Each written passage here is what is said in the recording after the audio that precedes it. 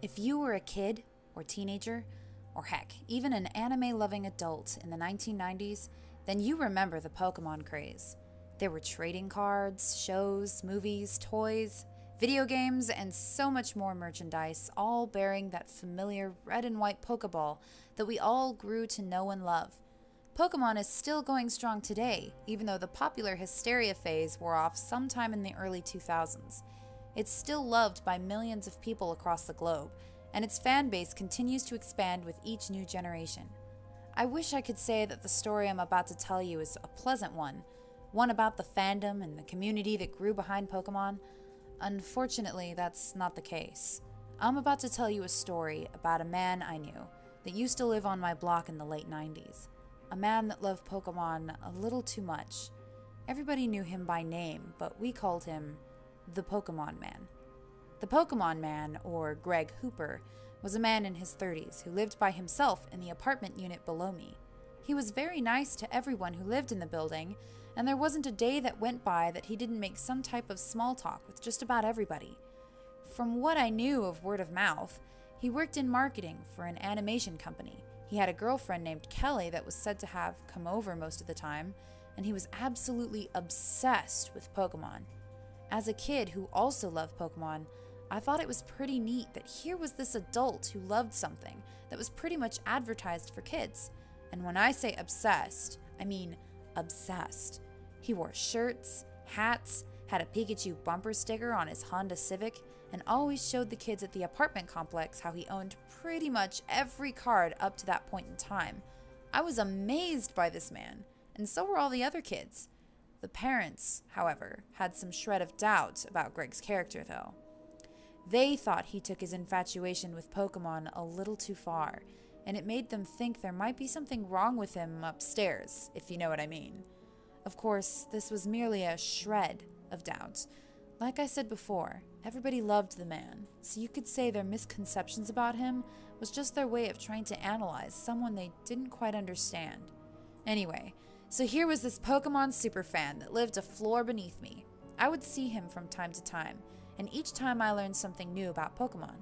Everything from Easter eggs in Game Boy Color's Pokemon Gold to the inspiration behind Team Rocket's creation. There was always something new to be learned from the Pokemon Man. And just like that, everything about Greg Hooper, the greatest Pokemon expert in town, changed in an instant, one cold November day. I remember coming home from school and seeing Greg sitting in his car, staring blankly ahead. Usually, he would greet me right away, flash me that goofy smile, and ask me how school was. This time, he didn't. He just sat in the driver's seat, unmoving like some crash test dummy, looking at the car parked in front of him on the street. I tried waving hello, but it was like he was in some sort of trance.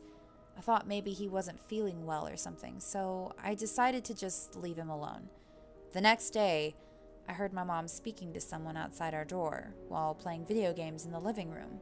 I lowered the volume on the television and crawled over to the door and listened carefully. I immediately recognized Greg's voice, and he sounded distraught. I heard my mom keep telling him it's going to be okay, and heard his inaudible sobbing replies. He spoke clearly enough at one point that I learned what was wrong with him. "She left me, Carol. I just can't believe it." I figured he was talking about his girlfriend Kelly, and I shook my head. I felt bad for him. He was a nice guy, and it seemed like he was happy with her. When I heard him say goodbye to my mother, I scurried across the carpet like a panicked mouse and grabbed my PlayStation controller, lying on my belly. My mom came inside, closed the door, and sighed. I looked over at her. "What's wrong, Mom?" She gave me a sad smile. "Oh, nothing, sweetie." She then walked into the kitchen to begin preparing dinner. As I sat there playing Crash Team Racing, I couldn't get the sound of Greg sobbing out of my head. It was so painful, so sad. For a kid to hear someone in so much grief was an anomaly, on an emotional level anyway. We don't really understand the gravity of some situations until we're much older. As I was just a kid about to jump into middle school, how in the world could I understand the pain of a breakup? All I knew was that I felt really, really bad for the Pokemon Man.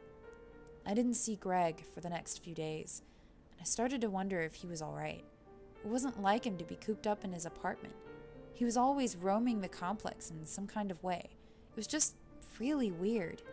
Finally, one Saturday afternoon, I heard a door slam beneath our level, and I jumped up, ran out the front door, and looked over the railing. I spotted Greg carrying a large garbage bag over his shoulder. "Hey Greg, Pokemon Man," I yelled. He didn't so much as turn around. I heard him quickly walk down the stairs and heard his car roar to life in the garage. I peered over the railing and saw him peel out into the street. I sighed and went back inside. At the time, I felt upset with him. It was hard being ignored as a kid. I mean, you guys know how it was. It was even harder being ignored by someone you admired. I didn't see Greg for about a week before I ran into him as I was coming up the stairs one evening with my mom, having just come back from the movies. When I saw him, I gasped. His dark hair was messy, like he'd just gotten out of bed. He looked extremely tired and sickly, like he'd been battling the flu. My mom gasped when she saw him, although I don't think she meant to do that. He looked at her and gave her a small smile. "Oh, don't worry, Carol, I'm fine. A little bit under the weather, I'm afraid. I'll be better soon. Have a good doctor." My mom returned the smile and nodded. "Okay, Greg. Well, I really hope you feel better. Take care of yourself." He gave us a slight nod and continued down the stairs. As my mom and I continued our ascent, I turned around to look at Greg.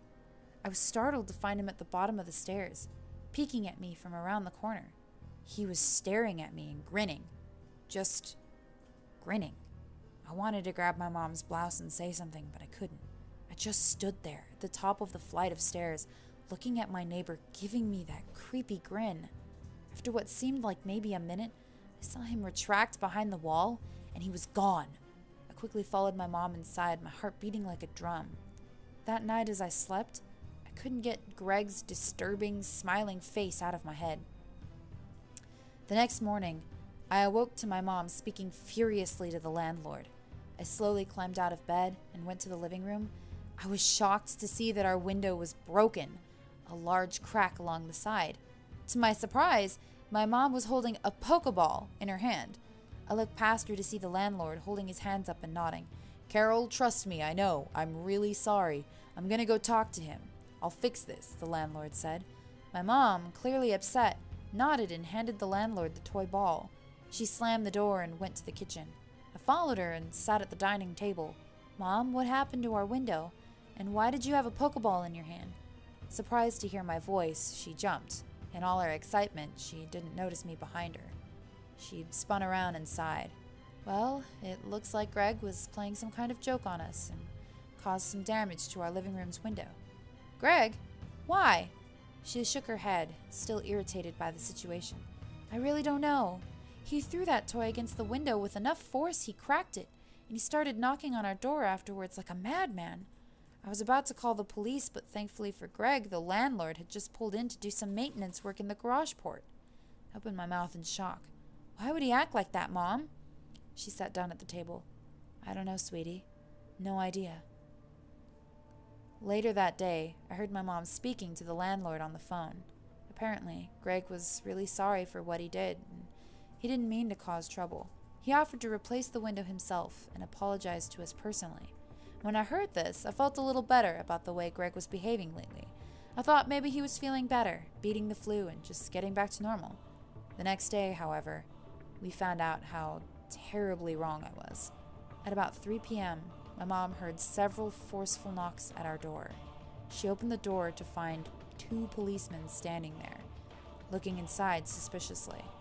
"How can I help you, officers?" The cops looked at her and showed her a picture of a man. She gasped when she saw whoever's face it was and spoke in a hushed tone to the policeman. One cop called something on his radio, nodded to the other one, thanked my mom, and I heard them quickly descend the stairs. I went to the front door to stand by my mom, and just as I was about to ask her what the heck was going on, I heard the cops bang on a door beneath us. The first person that popped into my head was Greg. After a few minutes, I heard a door open and the cops say something. I heard what sounded like a struggle, and suddenly a gunshot, and then another. My mom slammed the door shut, told me to get to my room right away. I sat in my room in total silence, fear gripping my body. I soon heard sirens wailing, and then the distinct sound of a car peeling out of a garage port. My mom never really told me the facts of what really happened that day, but I'm thankful she didn't. I was way too young for the terrifying truth I would discover years later. From my research, and of course the news reports I watched dozens of times over, I found out the truth about the Pokemon Man.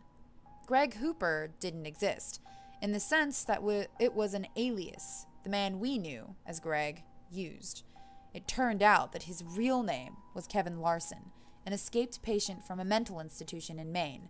He had been on the run for 5 years, like a reclusive drifter, before trying to settle down with a fake persona here in our city. He wasn't in marketing at all. He worked at a Red Robin and did various odd jobs to afford his rent and support his Pokemon-related addiction. Surprisingly enough, he actually did have a girlfriend named Kelly. She passed him illegal, non-prescribed street drugs to keep his, mind in check. As it were, Greg, or Kevin, suffered from a severe case of multiple personality disorder and psychopathic tendencies. His MPD created a new character for him to live through. Not the Greg persona, but one based on his favorite thing in the world, Pokemon. Greg was institutionalized in Maine because he developed the idea that he was a Pokemon trainer being hunted down by none other than Jesse and James of Team Rocket. His institutionalization was a result of Greg murdering a couple by burning them alive, believing in his mind he sent out a Charizard and he used flamethrower on them. As you can see, his psychosis was no joke. Anyway, starting a new life as Greg, he managed to find himself a girlfriend that passed him these antipsychotic meds that he had trouble getting outside the hospital, and he lived a normal, happy life. When she left him, however, that's when things went bad. When I saw him in his car that one day, that was the first day without his meds. When I saw him giving me that creepy smile, I can only imagine he thought himself to be playing some mischievous game with me, a fellow trainer in his mind. I'm assuming when he threw the Pokeball at our window, he was trying to catch something. Lastly, the most disturbing part of this whole thing was his encounter with the police. According to eyewitness accounts and the police report, when the two officers confronted Greg at his door, he had a gun on him. He was too quick for the cops' attempt to disarm him, and he shot them both. Thankfully, they both survived, but their incapacitation allowed him to escape. Later, when police searched his home, they found all sorts of disturbing things. Photographs of Pokemon plastered everywhere, some of them edited with the faces of people. He had drugs and weapons of all kind in a chest near his bed, labeled Ash's stuff. He had fake contact info written on a slip by his home phone, with people named Brock and Misty at the top. The most disturbing of all was that police found when they searched his bedroom closet. Inside his closet was Kelly, her face painted yellow, with bright red circles on her cheeks, and her mouth stapled horribly into a macabre grin. Her ears were purposefully disfigured to resemble pointy rodent ears, and a large yellow utility cable went through one side of her back and out the other, almost looking like a poorly made tail of some kind. Greg had made his own Pikachu. As for the Pokemon Man himself, well, he escaped from the authorities. They issued a statewide and eventual nationwide manhunt for him, but he was never found. To this day, I think about him, wondering where he took off to. Over the years, I accepted this mysterious whereabouts and compare it to the thing he loved most. Like a haunter, he disappeared into thin air and was never seen again.